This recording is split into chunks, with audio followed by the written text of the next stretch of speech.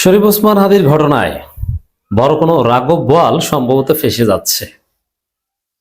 অপরাধীরা সম্ভবত ইউনূসের জালে আটকা পড়ছে, সরকারের জালে আটকা পড়ছে। এখন সরকার সে অপরাধীদের দৃশ্যপটে আনবে কি আনবে না, এটা নিয়ে আবার তাদের মধ্যে ইখতিলাফ। কিন্তু ঘটনা কি ঘটেছে এটা আমরা বুঝে গেছি। যে শুটারকে আমরা সন্দেহ করছি তিনি শুট করেছেন, দ্যাটস ট্রু, আর তার নেপথ্যে কারা, তাকে ধরলে ডিম থেরাপি দিলে তিনি কাদের নাম বলে দিবেন, এটা দিন দিন স্পষ্ট হয়ে যাচ্ছে।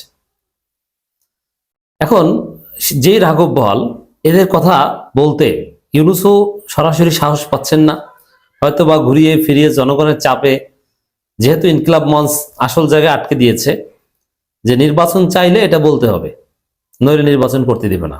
এখন যেহেতু ইউনূস সরকার নির্বাচন চায়, তাহলে কোন রাঘব বোয়াল এটা বলতে বাধ্য হতে পারে, নইলে তো তরুণ প্রজন্ম নির্বাচন হতে দিবে না। তো দর্শক, স্বরাষ্ট্র উপদেষ্টাও বলতে পারছেন না, কি যেন একটা কিছু লুকাচ্ছে সরকার ওসমান হাদির।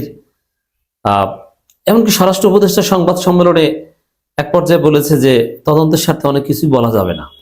কি বলা যাবে না ভাই? তাকে কারা গুলি করেছে, কি কাকে কি গ্রেপ্তার করেছেন তা তো আমরা দেখেছি, কিন্তু গোপন করছে যে আরো আছে কিন্তু বলা যাবে না।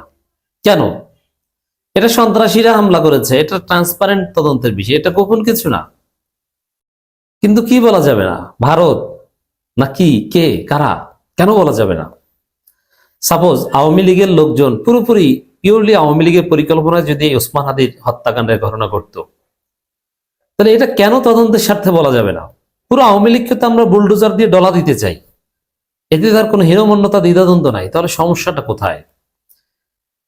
আবার আইন উপদেষ্টা বলছেন 90 দিনের মধ্যে হাদি হত্যার বিচার সম্পন্ন, অথচ সেই শুটার কোথায় আছে কি এইটা ট্রেসে কেউ দিতে পারছে না। আবার বলছে অনেক কিছু বলা যাবে না, আবার 90 দিনের মধ্যে বিচার করবে। মানে কেমন যেন মিলছে না। এটা স্পষ্ট যে কিছু একটা গোপন করতে চাচ্ছে ইউনূস সরকার। তবে হ্যাঁ, একটা পর্যায়ে এসে সবকিছু আলোর মুখ দেখবে, কারণ এটা হাসিনার বাংলাদেশ নয়, এটা 5 আগস্ট পরবর্তী ইউনূসের বাংলাদেশ। ইউনূস এইসব চ্যালেঞ্জ ওভারকাম করে সব রহস্য আমাদের সামনে আনতে পারবেন বলে আমরা বিশ্বাস করি। তাহলে কারা? আমার ধারণা যে ওসমান হাদি হত্যার সাথে সেনাপ্রধান রিলেটেড, ওয়াকারুজ্জামান রিলেটেড কেউ জড়িত থাকতে পারে। দ্যাট মিনস ভারতপন্থী অফিসার যারা এই ডিসেম্বরের শেষের দিকে গুম কমিশনের যে পূর্ণাঙ্গ রিপোর্ট হতে অনেকে ভেসে যেতে পারে, তাদেরকে আটকাতে চায়, যারা ইউনূস সরকারকে ব্যর্থ করতে চায়, যারা ইন্ডিয়ান হেজিমনি রক্ষা করতে চায়, এই টাইপের কেউ এখানে জড়িত, ওয়াকার রিলেটেড কেউ হতে পারে। যেটা সাপোজ এখন সেনাপ্রধান বা তার কোনো লোক যদি সরাসরি সম্পৃক্ত থাকে, এটা সরাসরি সরকার বলবে, বিষয়টা কেমন না? হয় তাকে সেনাপ্রধান থেকে স্যাক করে অ্যারেস্ট করতে হবে, নইলে তো সরাসরি ভাবে বলা যাবে না। বললে তো আর তাকে ওই পদে রাখা যায় না। এখন পদেও রাখা যাচ্ছে না, আবার বলতেও পারছে না। কমপ্লেক্সিটি হয়তো এই জায়গা, হয়তো আই এম নট শিওর, এটা আমাদের বিশ্লেষণ, এই বিশ্লেষণ ভুল হতে পারে। নইলে এমন কি, এমন কারা যে সরকার বলতে পারবে না, গোপন করবে?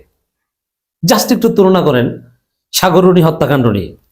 সেই কত বছর হয়ে গেছে, সেই সাগররুণীদের যে সন্তান, শিশু সন্তান আজকে যথেষ্ট ম্যাচিউর হয়েছে, কিন্তু কোনো কুল কিনারা নাই, কেউ বলতে পারছে না। ইউনূস সরকার, হাসিনাও বলেনি, ইউনূস সরকারও বলতে পারছে না যে কারা এটা ঘটিয়েছে। এমন অসম্ভব কাজ কি আছে? তাও আবার রাজধানীতে অতি গুরুত্বপূর্ণ একটা সেন্সিটিভ খুন। এর মানে জানে, কিন্তু এমন কেউ জড়িত যে বললে তাকে ওই পদে রাখা যাবে না, তাকে ওই পদ থেকে সরানোও যাচ্ছে না। স্বয়ং সরকারের জন্য বিপদ যারা এই ঘটনা ঘটেছে তাদের নাম বললে। সরকার নিজেই বেকায়দায় পড়বে, পরিস্থিতি সামাল দিতে পারবে না। কারণ এটা বললে আর অনেক কিছু করতে হবে। সাপোজ উদাহরণ, আমি কিন্তু শিওর বলছি না, এটা তদন্ত সাপেক্ষ বিষয়। সেনাপ্রধানের কোনো লোক বা তার ইশারা ইঙ্গিত বা কোনোভাবে যদি যোগসাজশ থেকে থাকে,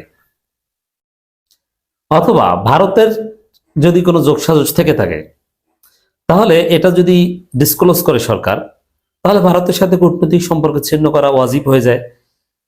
এখন এটা আবার আর কঠিন কাজ।